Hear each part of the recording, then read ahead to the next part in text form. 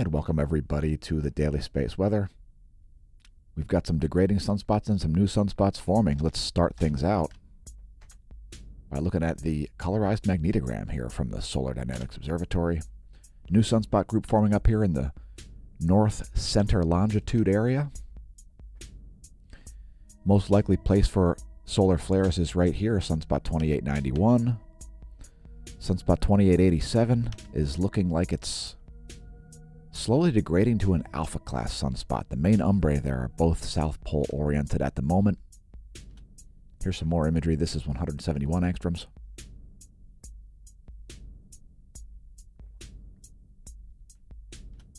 And here's 171 plus 304 angstroms. That's ionized helium and ionized iron.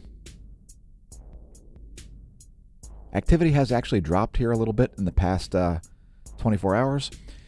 Keep in mind there is a significant solar storm on the way. We could see Aurora Borealis down here in Lehigh Valley, Pennsylvania. It's somewhat possible on the outside chance. It's a little unlikely. The radio flux has come down to 108 solar flux units for the radio flux.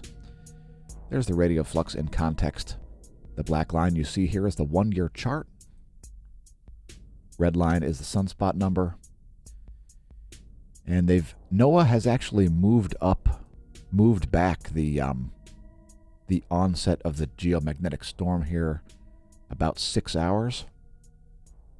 So now the expected time is pretty soon, around when this video is going to premiere. So the current time of the expectation of the arrival of the coronal mass ejection is 12 to 1500 universal time. And we are expecting this to last into tomorrow, Halloween, right around midnight universal time. We're expecting the peak of the storm to happen. Again, we may see Aurora Borealis on Halloween Eve. Seismicity has picked up a little bit. Here's the 90-day bar graph of global earthquakes. Let's check the USGS list. And we do have some earthquakes in some odd places. Largest of the past 24 was a 5.9 south of Australia, down there at the Antarctican/Australian plate boundary. There was at least one deep quake, a 4.6 at Fiji, at over 536 kilometers estimated depth. So quite a few 5 magnitude quakes here, like this 5.5 near the Kermadec Islands there, northeast of New Zealand. Some quakes on the western portion of South America. The Caribbean seeing some earthquakes. Also one happening here in northeastern Canada, not far from Greenland. Fiji saw a 5.5 at over 370 kilometers estimated depth. This western Indian Antarctic Ridge quake happened at 9:03 universal time, again between Australia and Antarctica. Here's our La Palma webcam. By the way, we've seen the largest quake at La Palma, a 5.1, so the largest earthquake under the volcano that we've seen yet. Is seismicity increasing? Is this eruption increasing? Before that, the largest we saw was a 4.9, I believe. So there's the seismograph for the 5.1 quake under La Palma. Is it going to erupt in a more significant fashion? Let us know in the comments what you think. That 5.1 happening at 7:24 a.m. local time. Karimsky also exploding on the Kamchatka Peninsula, producing a 13,000-foot ash plume. Subanose-jima, 7,000-foot ash plume over the Ryukyu Islands from Subanose-jima. Samisa-Pochnoi, report not provided of the Aleutian volcano. Fuego exploding, flight level 160. It's a 16,000-foot ash plume over Guatemala. Nevado del Ruiz exploding, 21,000-foot ash plume over Colombia. Sangay and Revenador both erupting, 22,000 and 15,000-foot ash plumes respectively from those volcanoes, Sabancaya also exploding, 23,000-foot ash plume, a great reminder to not pole vault the caldera. That's our featured product for today. Welcome to the Neo-Renaissance. Visit our homepage at smAsho.com. You find links below the video for it. Click on smAsho merch, and you'll be directed to our Redbubble shop. And while today I'm wearing the Mensa hat once again, I like to wear the Mensa hat because part of the purpose of our channel is to make Earth not suck again.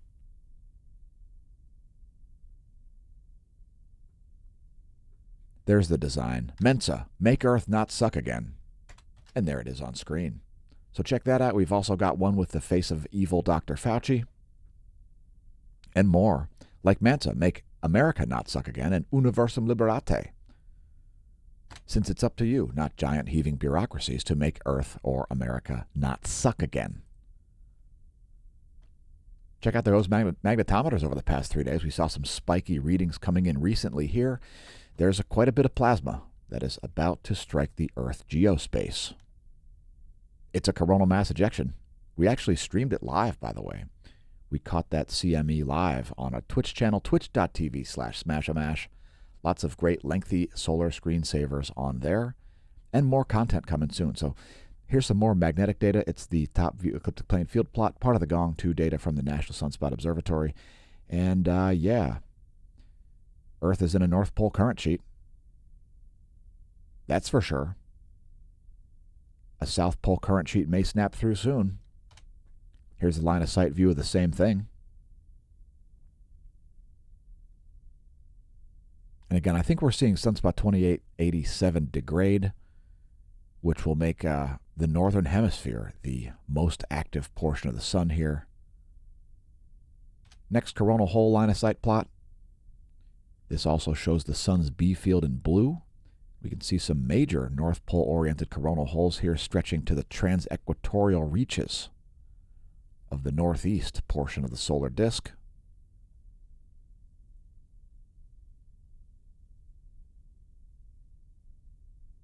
Serious North Pole-oriented coronal holes there around sunspot 2891. Are they related? Let us know in the comments what you think. Here's a view of it in 193 angstroms, part of the ultraviolet light spectrum if you're a new viewer. It's the Solar Dynamics Observatory once again. Probably the greatest instrument ever created to view the sun.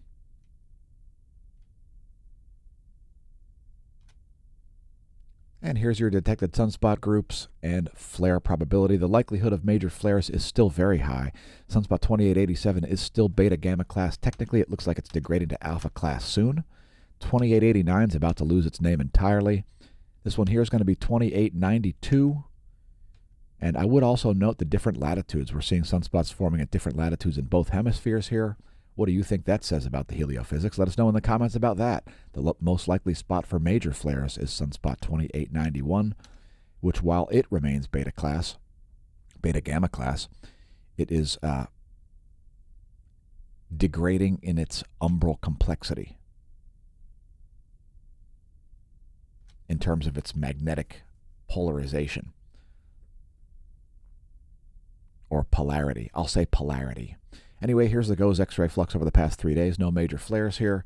Largest of the past 3 days, obviously, was that X-class flare associated with the coronal mass ejection, expected to be a coronal hole a Halloween coronal mass ejection solar storm.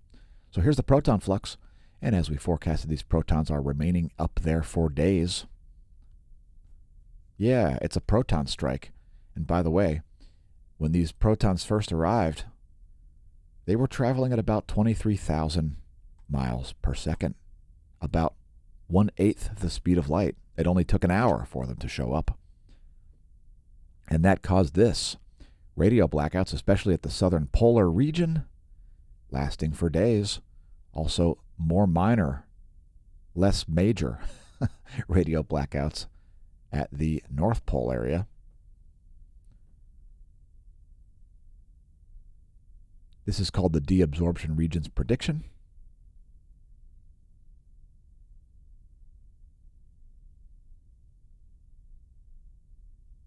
And we can expect to see these slowly subside here over the next coming 3 days. Take a look at the real-time solar wind next. And we can expect a signal soon of the incoming coronal mass ejection. Now, it might not be that major, folks. It looked like a lot of the ejecta was not directed toward the Earth. So this might be a fleeting moment here. It might be a complete dud and a nothing burger. But I would say certainly some of the ejecta will strike the geospace. Current conditions are solar wind density about 20 protons per cubic centimeter. Solar wind speed 324 kilometers per second. Geomagnetism currently at a KP of 1. We're expecting it to be way up here for a KP of 7 around midnight. That's midnight universal time. Each bar there representing 3 hours. Here's the geospace over the past 4 hours. This model is called the Space Weather Modeling Framework. And over that period, things have been fairly homogeneous here. We're not expecting to see any major shifts. A little increase in the pressure here on the sun side, the bow shock portion of the planet. Or I should say of the geospace, because that's several Earth diameters above the planet. Next, ground magnetic perturbations. Since there's a polar excursion going on, and there's probably always a polar excursion going on, here's 4 hours of data of changes to Earth's B field from the ground level.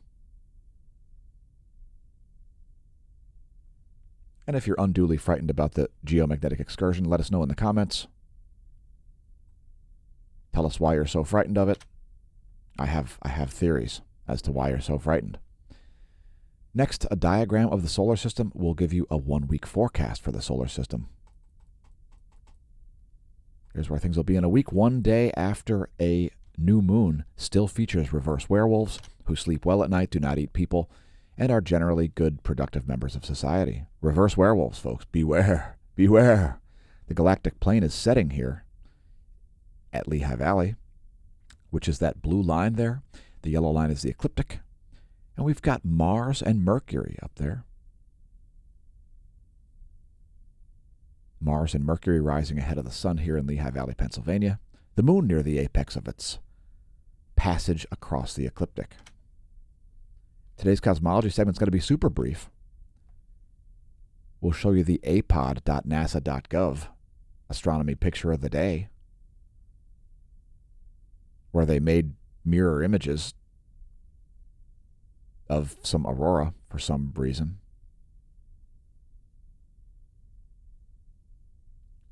Pretty good photo, though. apod.nasa.gov if you want to check it out yourself. And if you want to look for auroras, you can use the Aurora 30-minute forecast to show you where the most likely spots for aurora viewing are. However, don't trust it, as this is sometimes off by quite a lot, hundreds and hundreds of miles. If you're anywhere near where this is lighting up, go out and look. Put out a camera on a tripod, take some time-lapse photography or video or something like that, because your eyes are not able to see all the ultraviolet light produced by the aurorae. The 30-minute forecast might help you watch it. If you're worried about the power grids going down, check out the Geoelectric Field 1-minute empirical 3D model.